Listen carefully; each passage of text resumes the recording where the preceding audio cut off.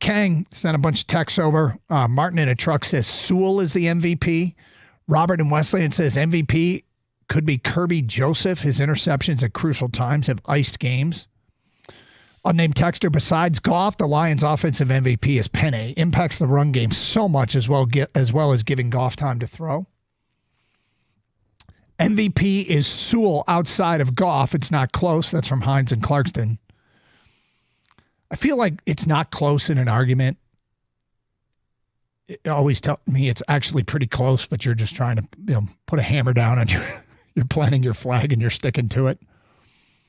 The Lions MVP, I think it's Goff. Without Goff, I'd say Sewell. Every play begins with him. Lamar at work says, I would say David Montgomery. From an unnamed texter, it's definitely Brian Branch. So these are all opinions as to if it's not Goff, who is it? And the reason we brought it up is because the other morning on Get Up, they were talking about who the Lions MVP was, and Dominic Foxworth said the following. There you go. Penei Sewell, who ran the 40-yard dash in 5.09 seconds at his size. And as Jared Goff likes to say, there's nothing he can't do. Now, I would argue it's Goff, but Dominic Foxworth, including Goff, says it's Penei Sewell. Suffice to say, a lot of choices. Yeah, I mean, look, if there's no Penei Sewell, is Goff able to do what he does?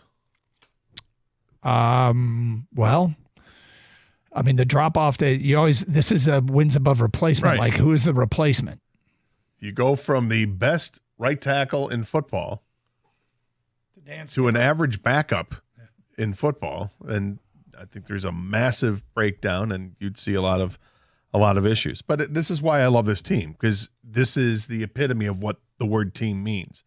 Everybody works together to make each other better, and the coach does a great job of making sure the culture is right. The coordinators do the right job and the great job of putting the people in place to succeed.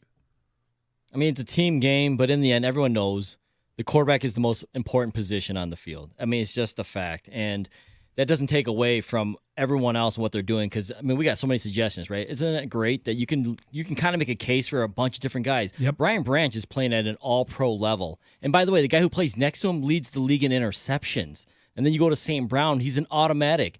You need a catch, first down, end the game, whatever it is, you can go to him anytime. The two running backs back there, Sonic and Knuckles, I mean, there's not a better tandem in the league, in my opinion. But Goff makes this whole thing run because he's got to make all these decisions, all these calls on the line.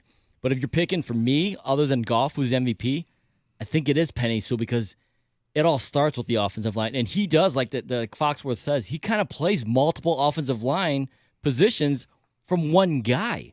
And to be able to block 2, 3, 4 guys, what he does is tremendous, and it's pass pro, it's running, schemes. He does so much.